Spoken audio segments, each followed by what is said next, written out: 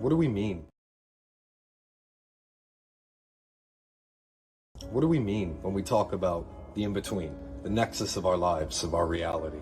So often when we look back at our lives, we look at the milestone moments, these plateaus and footprints that we leave behind as markers of our life's journey. That only makes up about 20 to 30%. The rest is defined and connected by the in-between. Everything that takes place in between. And this is where the art of the spiritual warrior comes in. We can develop the tools and the means to identify all these different elements in our world and become the alchemists of our lives, peering through the nexus and the prism of our multiverse and drawing forth all that we are into the present now. Shoot at the walls of heartache, bang, bang. I am the warrior. Good day, good Friday to all of you. That's been my jam, the warrior. It's been my jam for about a week now. I want to say at least a week. I was watching a show a little while ago, and it was just a good show, so I ended up binging it, and that was kind of the theme song in it. And oh, I love that. It invigorated me. The vibrations and the frequency of it. I am the warrior. Well, I am the warrior. It's such a good song. Good to see everybody. Hi, welcome. As you can see, we have a little bit of a change of the wolf's den this week. I finished doing my move up the mountain. I'm still in BC. I'm still in Vernon. Just to clarify from last week, my move was only about 40 minutes away from my last rental space. I'm still in Vernon, BC. I just moved my way up the mountain, and I ended up getting a rental property at a ski resort over the summer. I like doing winter stays over the summer and then summer properties over the winter, because you can get some really nice places for off-season prices. So I ended up getting a way more comfortable property than I just had for a lot cheaper. And I'm feeling pretty good, feeling pretty set up. We're going to get into a little bit of story time today, because some of the stuff we're going to talk about, a little bit of alchemy. With that, we will talk a little bit about elements and archetypes as well. But to get into it, there has been a lot of full circle alchemy that took place for me coming back up to this space, because this is a space that I've been before. This location, this quiet little mountain-esque ski village, it's kind of a little town of its own. It's a little community of its own up here. And it's really colorful. Like, some of the buildings almost look like the play blocks, those big play blocks that you get in play school. It's very, very colorful, very beautiful. And this space was, a couple years back, one of the very first places that I started to really establish my presence out here in BC, and as a man, really discovering what it meant for myself to be a man, and those definitions of it, and how all the different elements in my world played into the compilation of that formula. So coming back here, I got to face a lot of stuff, a lot of different things. So to start, when I first came out here, 2022, in spring of 2022, it was a big leap for me. You know, I was first figuring out what it meant to keep myself established independently, without, other people in my field, without roommates, without really anybody else, and just figuring out what it meant to go through that process and how it applied to me. So there was a bit of stumbling and a bit of growing pains at first, but at the same time, it's those good growing pains, because there was so much so many lessons. There was so much growth taken through each and every step that I was really able to claim the space as my own. I was really feeling like I was coming into my own, coming towards the end of that lease. Right when I was getting into the fall. So I want to say August to September, right in September area there, I made some really powerful shifts personally in my masculine field. I reclaimed a lot of energy. I closed off a lot of karmic contracts. I cut ties. I did a lot of freaking work, like a lot of shadow work, a lot of personal discovery. And I mean, like, there were tears, there were hard, heavy nights, and I was just going through those motions because I had claimed that space. So I felt very comfortable being vulnerable with myself in that space, because again, I wasn't sharing it with anybody else. And then I would express the journey as I would go, but the actual experiences was very independent, very solo. Coming to the end of that was when I hit this very conscious, effort activated point and state of masculinity. And what I mean by that was I had definitely achieved a whole brand new state of masculinity in myself, but it was very, very reliant on conscious activation, where I had to be just putting in all this effort, like I've talked about in past shows, a lot of effort into each and every process through the experience, through the scenarios. And it was working, don't get me wrong, it was just the early stages of it, right? So what I didn't realize at that point was because I hadn't realized it as my full self, and I was consciously putting this effort into knowing it and acknowledging it and all of these kind of external points, it was still influenced. It was still susceptible to influence, is a great way of putting it. So it was at that time when the last relationship that I've talked about before started, and it was in this space. And I'm not in the same unit, I'm not in the same building or anything like that, but it's the same area, it's the exact same space. I can literally almost look out my window and see where I lived, and that relationship started, which at that point was the best moments. It was the absolute most blissful, ecstasy filled moments of the relationship. So coming back up into this area, I had to deal with all of that. I had to face all that. Now, again, I've done a lot of work. If you've been watching some of the past videos, the times I brought this up, I've done a lot of work on this, and I've gone through a lot of different shifts. But going into those spaces, this is where we find ourselves given the choices and given the opportunities to either repeat the cycles and allow ourselves to be influenced by intrusive vibrations is a great way of putting it. Intrusive vibrations, instead of literally originating and being the origin of the vibration, which will then reflect in the experience. So that's what this was. It was an opportunity, calibrate myself, basically.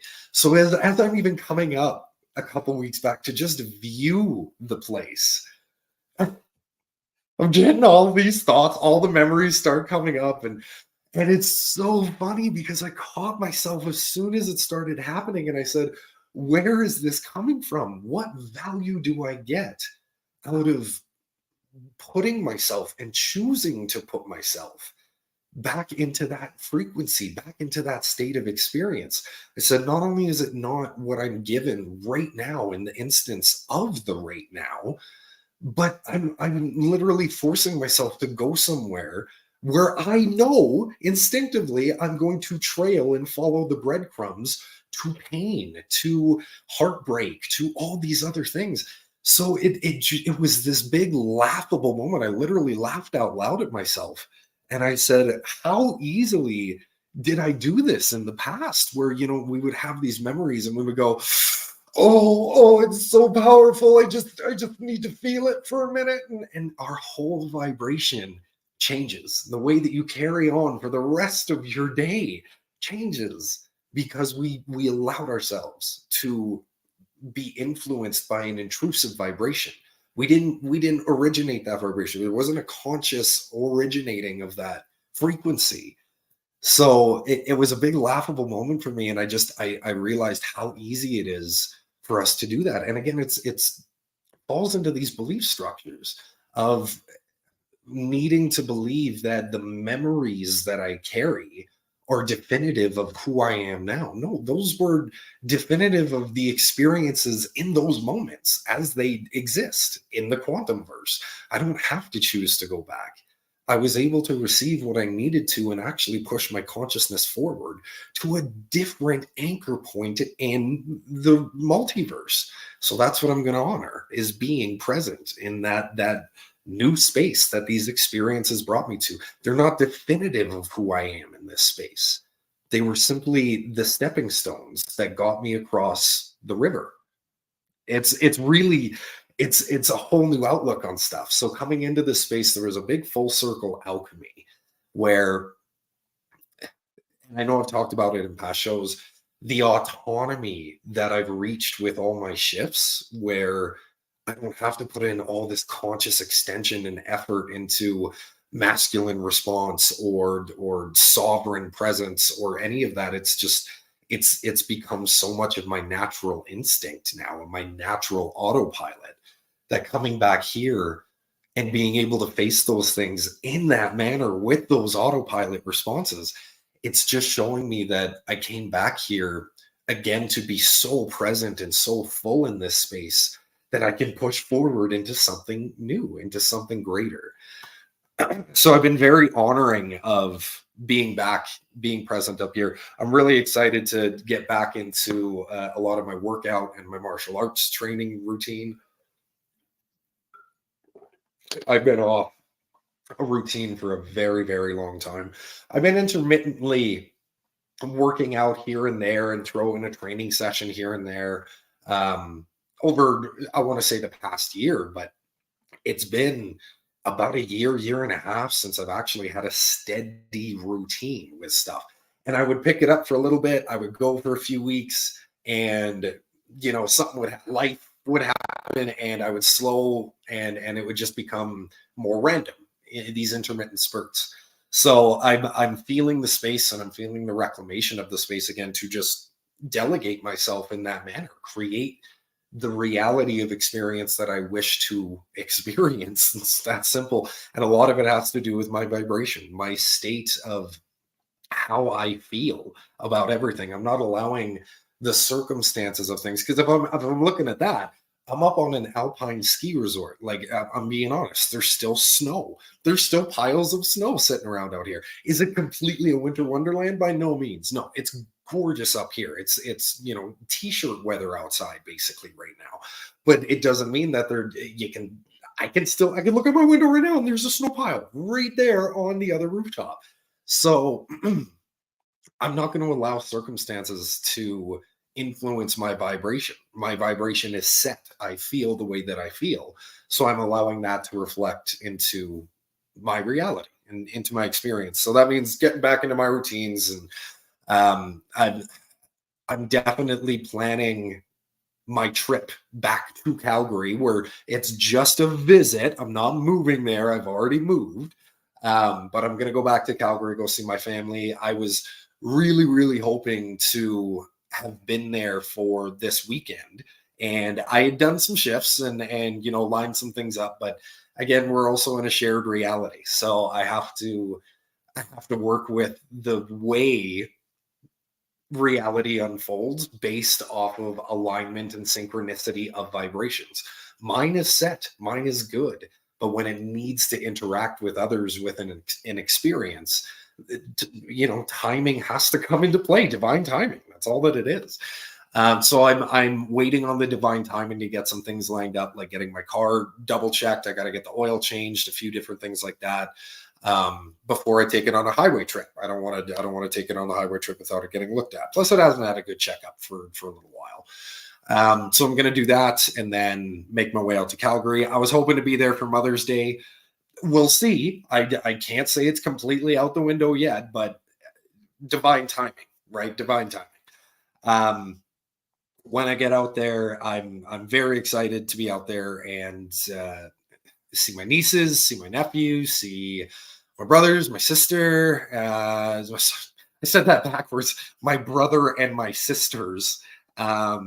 My mom's going to be out there, and yeah, I mean, it's just I'm looking forward to it. I haven't seen them for about a year, so that'll be good, and I'll get to see hopefully my ninjutsu brothers and my ninjutsu clan when I'm out there as well. I haven't been able to see them, like the group of them. I haven't seen for going on 4 years now, something like that.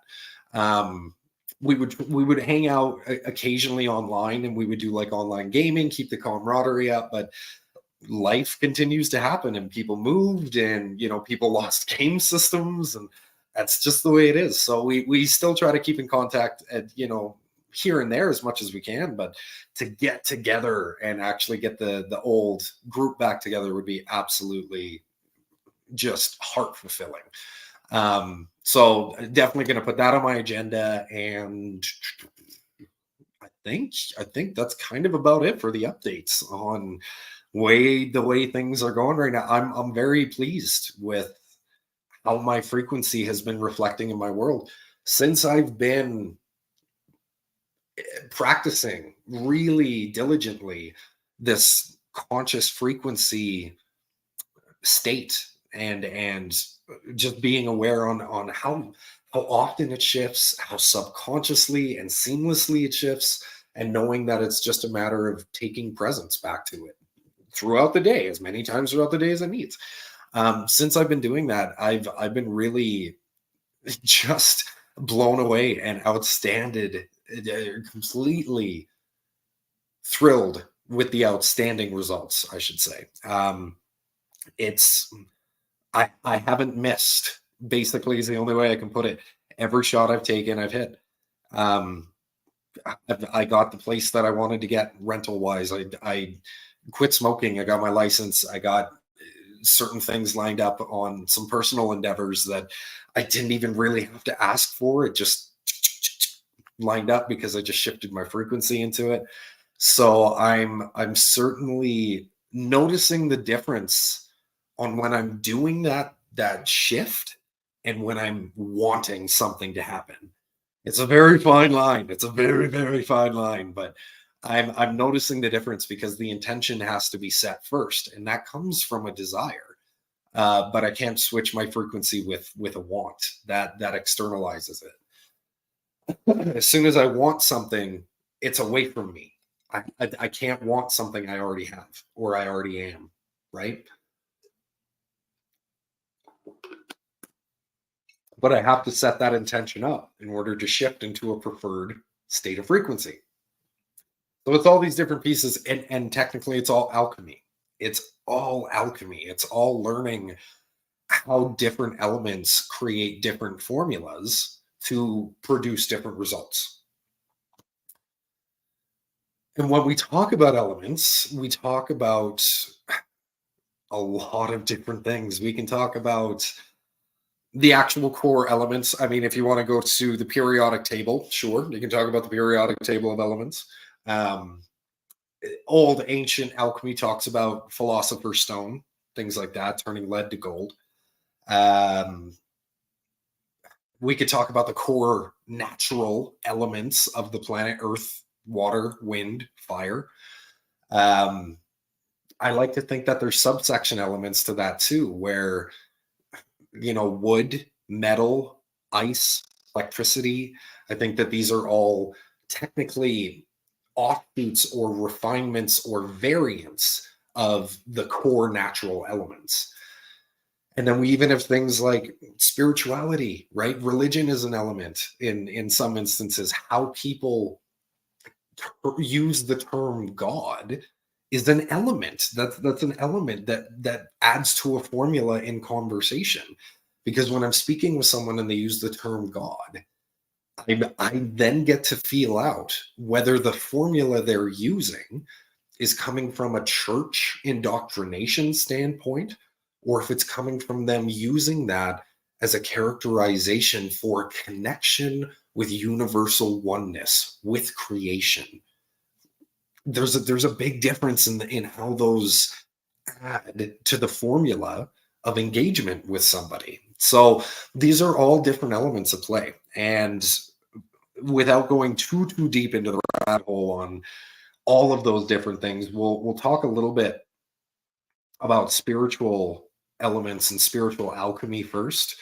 When I was discovering spiritual alchemy, I had just done my level 1 and 2 of Reiki, I believe, which I received from my sister, Ashley.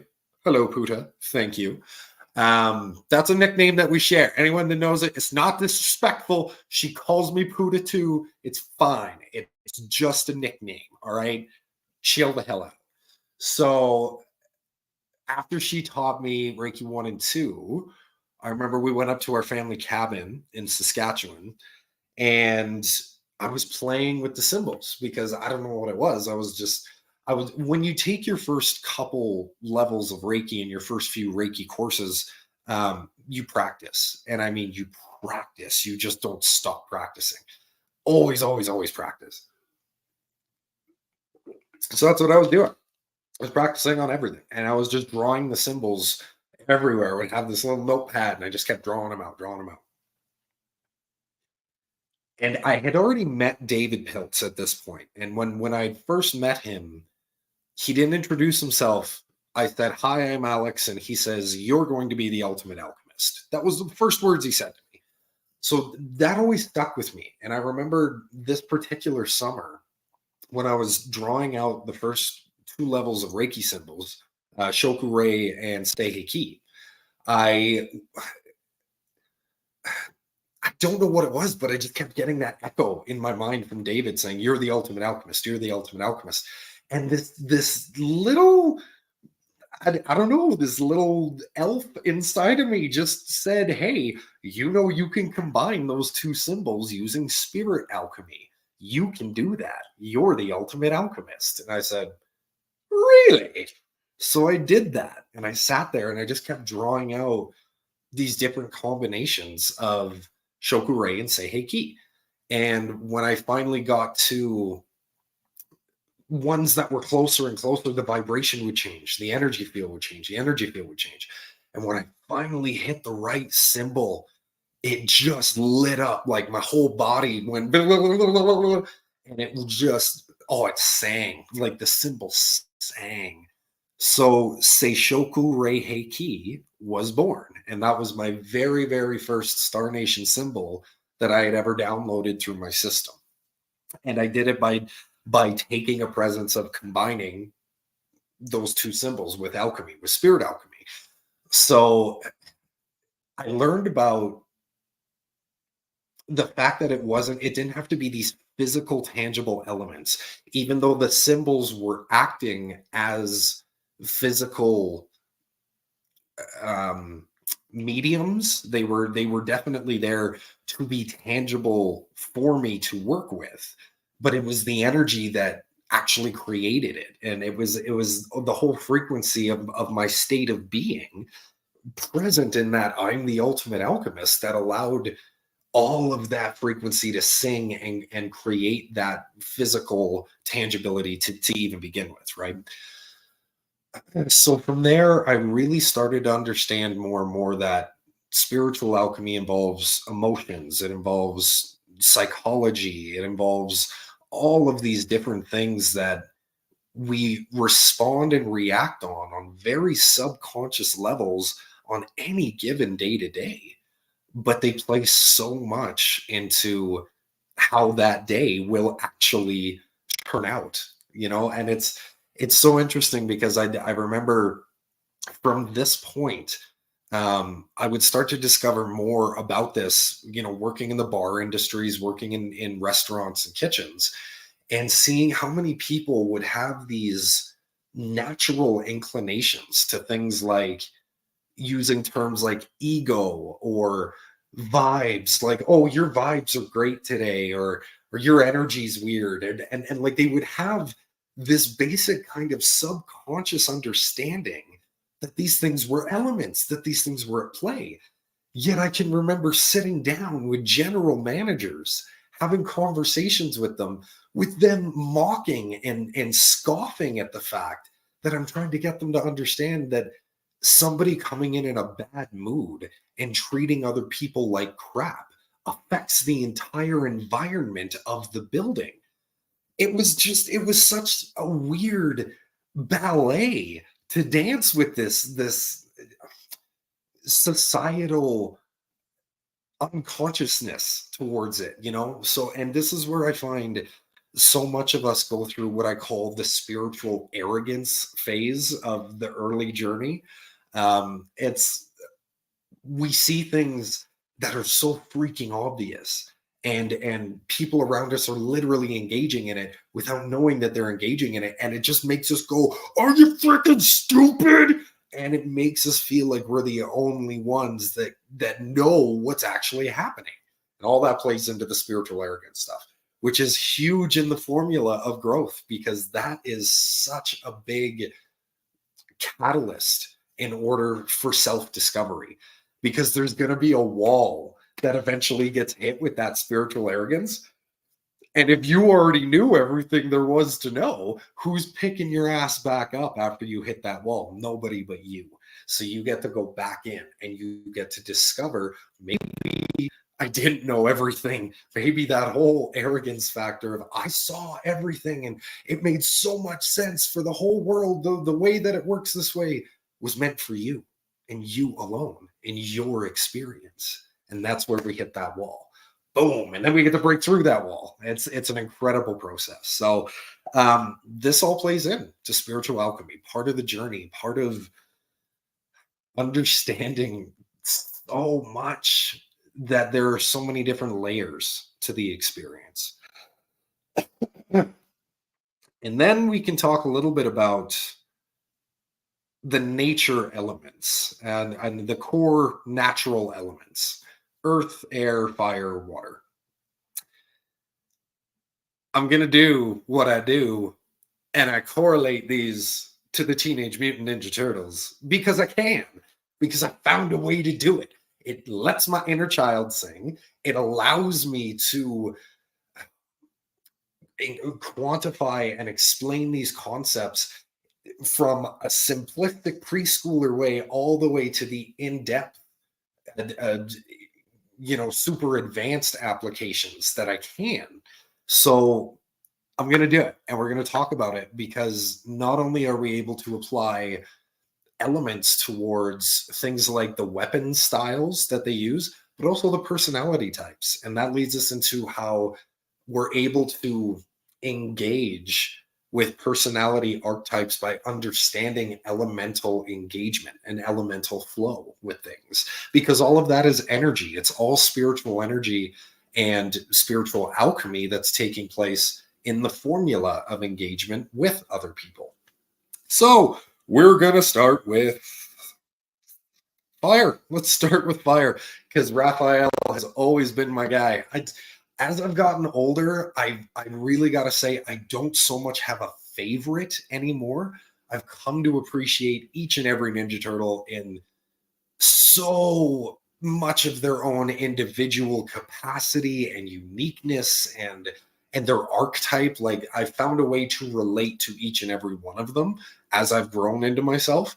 But growing up, Raphael was always my go-to. He was always my go-to. So that, I mean, old habits die hard. What can I say? Old habits die hard. So Raphael embodies fire.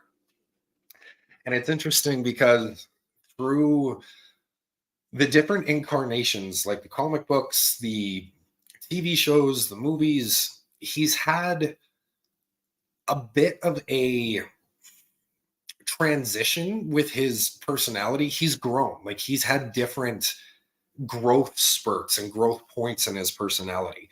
The other three, you can see how they grow in their personality, but it's very much so a well-rounded personality for each of the other three.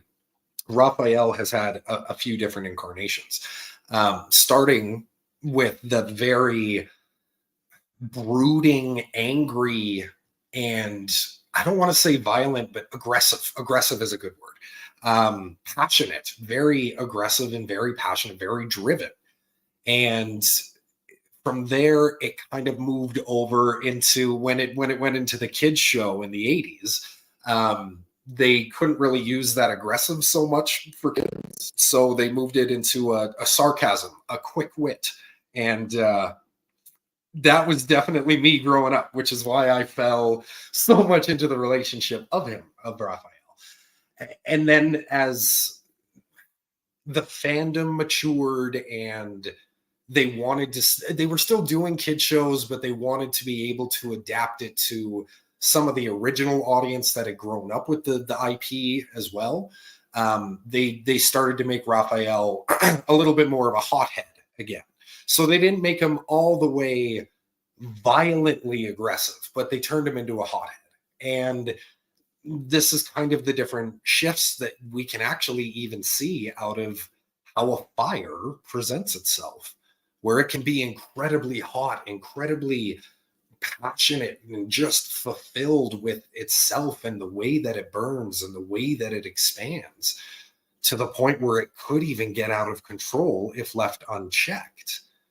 And the transition going over, let's say, to the sarcasm or the smart wit, the quick wit, I almost look at that as when you're sitting all around a campfire and you keep trying to move away from the smoke, but the smoke keeps following you and only you, or, you're not paying attention and a spark flies out at you and you kind of move out of the way, but it makes your chair fall over and everybody. It's these little kind of funny joke things that I feel like the fire plays, because it's trying to be engaged in the social interaction at the time as well.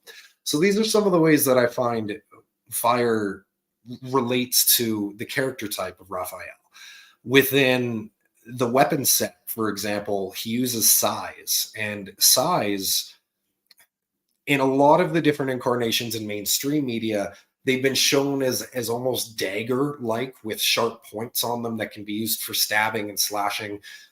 The original concept of them wasn't like that. They were actually dulled at the end. They had a point, but it wasn't a sharp point. They were meant for impact jabs, and because it's so thin and structured with its metal, when you would jab somebody with that impact, it would explode their organs. And the hooks on the side were meant for catching and disarming swords and even limbs at certain points in fights too. So they were very much so, I don't want to say defensive weapons, but you could even think of them as like a variation of batons. So the style behind using size has a bit of a flicker, I want to say, like a flame, where when you're holding them, most of the time when you see the mainstream stuff, people are holding them with the handle with the 3 points coming from the top of the hand, as if it's a dagger or a blade. You can hold it that way, and it's supposed to be pressed between the index finger and the thumb at the center, and you can hold it that way. That's one technique. But one of the reasons that you keep your thumb there is because when you slide it between one of the hooks, you can flick that blade backwards. You can catch somebody with it while you're flicking it, and then the blunt end is facing outward, to which we strike with heavy hits, or we grab the blade and we swing it around and boom, we bash people with that blunt, heavy edge. So there's a lot of flicker movement when it comes, and it has its burst moments where you come in with the jabbing effects, flicker out, come in with different slashing and jabbing techniques, very much so in relation to how a fiery drive of a flame would move itself forward in that same kind of technique. And if it needs to hone itself in place as a defense position, it can, but it continues to rage forward as soon as it's given the space. So these are all relative to the character type of Raphael. The archetype of fire is very much so some of the terms that we've used in that definition: passionate, fiery, driven, sometimes a little hot-headed and short-sighted is maybe a good way to put it. But that passion is usually something that people are able to hold on to in a motivational aspect, or latch. They People are drawn to it, moth to a flame, right? We're drawn to that fiery, glowing presence because it feels like it's not only able to provide something, heat, warmth, light, all of these things, and it's also able to clear space. It has a big capacity for presence, flame, being present. It is very, very much so all part of that driving force personality type, which again can be seen in some instances as going out of control. And one of the best ways to keep a flame, some people think it's water. Water can put fire out. Air can feed a flame and actually make it go out of control. One of the best ways to balance a flame is with earth. You create an earth barrier and it contains the flame. It can direct the flame in a certain path. It creates a foundation for the fire. So earth and fire are very, very good alchemic partners. All of them can be very powerful alchemic partners. I don't even want to use that terminology. Just know the formula of what you're using. Air is going to increase the flame. Earth will keep the flame. Water will put the flame out. So let's move on to air. Michelangelo. Oh, the party dude. Mikey fits air so perfectly because the flighty, fun-loving, almost nomadic, can't keep them in one space. It's all a part of that personality type. So I'm trying to think of the passive isn't the right word, but he's so light-hearted. He is so fun-loving and compassionate, and that high energy air, right? That very much so air. And again, he's all over the place. He can't contain air. You're never supposed to be able to contain air. You're supposed to move with the air, flow with the air, and let the air reinforce you and support you when needed. Very much so in the style of his weapons, nunchucks. Nunchucks are all about air. It's all about that random, complete decimation of all directions in this ballet type flow. It's an incredible combination to be able to use these chucks coming from down, up, left, right, sideways, all these directions like a freaking tornado, and coming from an offensive and defensive position all at once. It's very much so all air based and very graceful, very ever flowing in a non-linear, non-foundational kind of movement. It has just its own, on a whim, decision-making properties to it. Very, very powerful. And again, a lot of this just falls into how we would describe air personality types in life. Very flighty, very fun-loving, go with the flow personality types that are just easy to adapt and spontaneous and high energy, compassionate at times. But again, it's not easy to contain air. So when it comes to certain things like developing commitments with air, it's a better formula to develop an agreement with the air so that you learn how to flow with each other. Because trying to grip, trying to contain air, trying to make air commit to something that doesn't allow it that sense of freedom, it creates difficulty for everything involved, because you try to contain air and it gets more powerful as it's swirling, it breaks things apart. Yet at the same time, when it's harnessed in that complete powerful way, you can push forward in ways that you never really imagined before. So again, air can add that to that fire element, where if you're dealing with a fire personality in, let's say, business, for example, and you really want to get somebody going with their fiery drive, their personality type, they're feeling a little down, a little gassed out, you push that air element personality into it, it's going to light them right up. Very similar to empowering it, water and air have they're very close to each other in a lot of different ways. So when they combine elementally like that, personality wise, it's a bit of a coin toss, is kind of the only way that I can put it, where they can harmonize and create this incredible ebb and flow of these gale forces of tides, winds, and it can literally move the entire earth beneath and around it.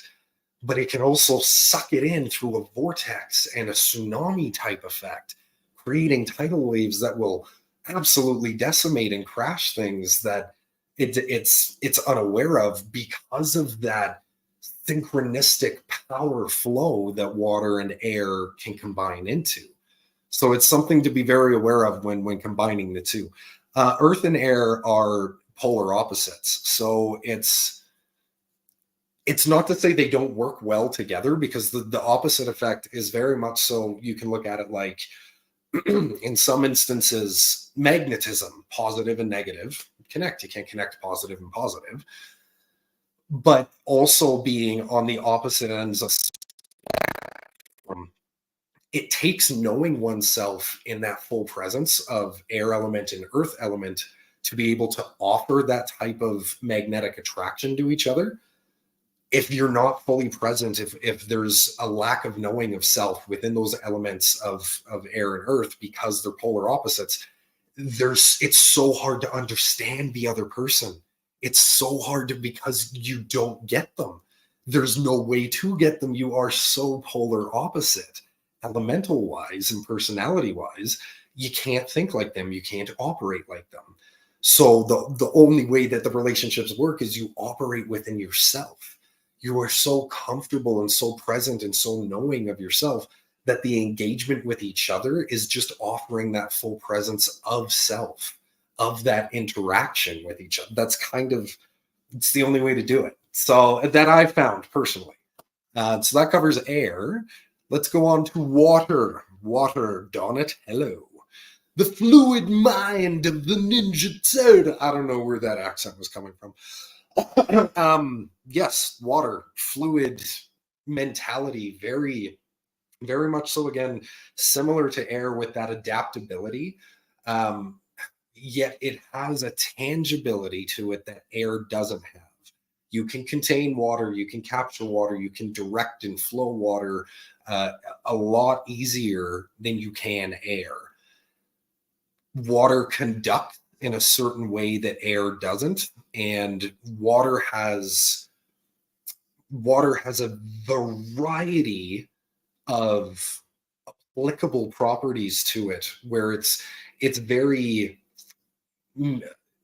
transmutable is a good way of putting it. Very, very transmutable water. And all of these kind of fall into the personality type of Donatello, where he's the technology guy.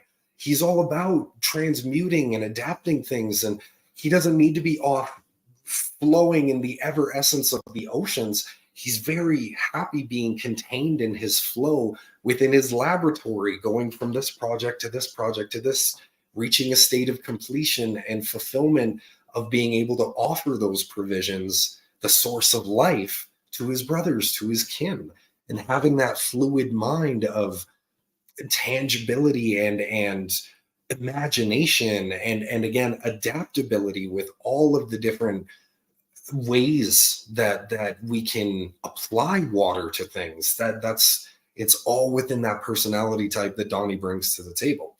Then we talk about the bow staff. Well, the bow staff works almost in the same way that we would see water flow. It can rise up and it can crash and it can thrust forward like a geyser, like a river. And the constant presence of it, the way that it can transition forward in a contained flow, and quickly move into a waterfall type effect. It's all within the bow staff style. Transitioning this over to life personality types, we were kind of able to talk about this in air, and even with the descriptions with Donnie. Very adaptable, very fluid, very able to be present and provide, and also transition with the flow. They have a different pace of movement than air does, yet it can match air when called to.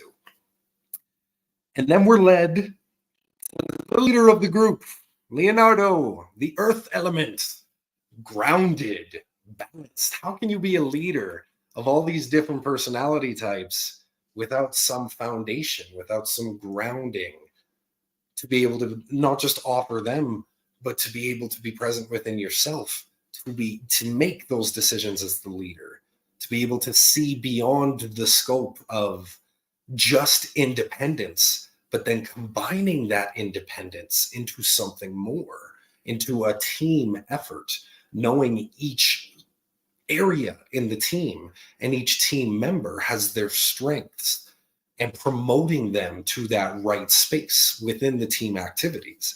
This all has to do with foundational perspective. And Leo has that. Leo, without question, is the discipline. He is the balance of the group. And that grounding that he offers is very much so enhanced, or is able to enhance all of the different brothers. He is kind of the alchemist of the group, being the leader, where we've been able to talk about how all the different other elements are able to play into each other in interaction. With earth, when it comes to Donatello, for example, water, when we really look at the combination of earth and water in its pure form, we get plant life. We get the very source of green on this planet, earth, wood, and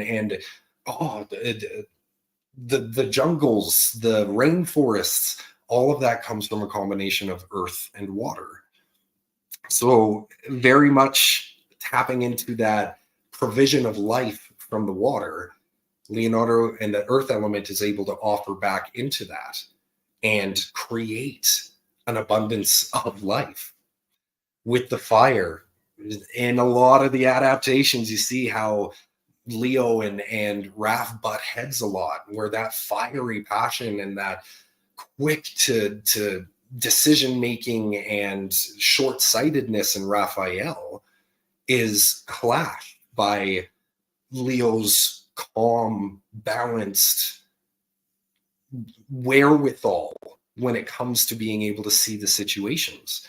And the way that they enhance each other is, well, first off, they challenge each other, because every time that fire rages out of control, the earth has to create a better foundation, and it has to find a way to contain that flame so that the flame can be harnessed within its power rather than just rage out of control.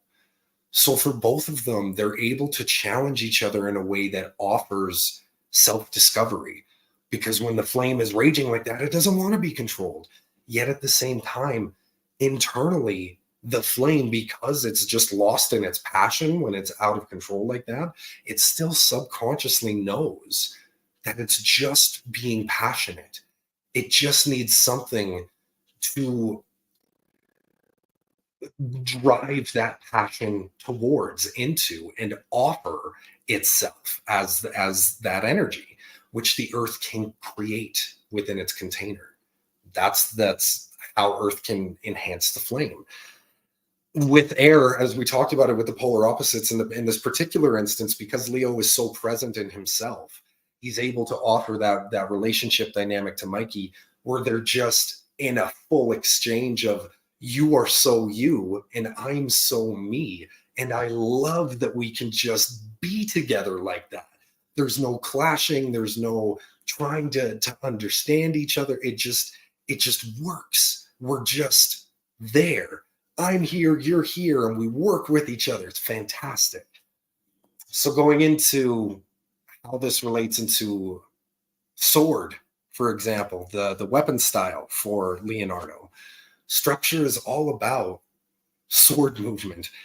Sword movement is definitely, there's a flow, there's a transition, and there's a grace to it, but that comes from a foundational structure with the sword. You need to keep your center of balance in order to put your opponent off balance. You can't do it if you're off balance, and that requires grounding. Every strike of that sword, the more that you learn about sword technique, I'm not swinging my arms. I'm holding my structure and I'm moving my body, and I'm allowing that foundation to draw the sword. It's all from the ground inward out. That's all earth element energy. And how this plays into personalities in our world, well, this is where you get a lot of your really good organizers, your planners, your foundation, your reliable people you can count on for stuff. Calm, really doesn't matter what the situation is. And it's not to say that they can't have emotions about it, but for the most part, they're going to be able to reel things in and handle it in a grounded, balanced format. It's very kind of self-explanatory almost, but these are a lot of the things and a lot of the traits that we're able to look at with people when it comes to learning about who they are elemental wise. And when we're able to discover people in that elemental format and how that energy within them is influencing them and creating an effect for them, we have a way better analysis and outlook on how we can engage with that, knowing not only how our elemental energy is going to affect them, but how their elemental energy is going to then affect us. It's definitely a beneficial tool to be able to have when it comes to engaging with anything. This is personal relationships, business relationships, family. I really don't care. It's going out to a damn restaurant and just figuring out how to talk to your waiter or waitress in the right way. Get a feel for their personality type, their element, just based off of the few kind of interactions that you get to have with them, and take it from there. So it's really interesting to see how these play in. Now, earlier in this call, I know I talked about some of the variant elements from the core nature elements. I'm working on descriptions for these. I haven't been able to do it in the same way that I've done it for earth, air, fire, water yet. And by these ones, I'm talking about wood, metal, ice, electricity. I can't remember. I think there's a couple others that I'm not, like light and darkness. Yes, they're natural elements. I don't know if I want to quantify them here or if I want to put those under spiritual alchemy. Because light and darkness, I very much so relate to the yin yang aspects of things, how I use yin yang. So this is kind of a different section. So the sub elements, variant elements, wood, metal, ice, electricity. I'm working on the definitions for these. I haven't worked it out in the same way yet because there's only 4 Ninja Turtles. There's not 8. I'm just kidding. But not really at the same time. It made it a lot easier for me to go through those definitions and explanations and teachings with that relation.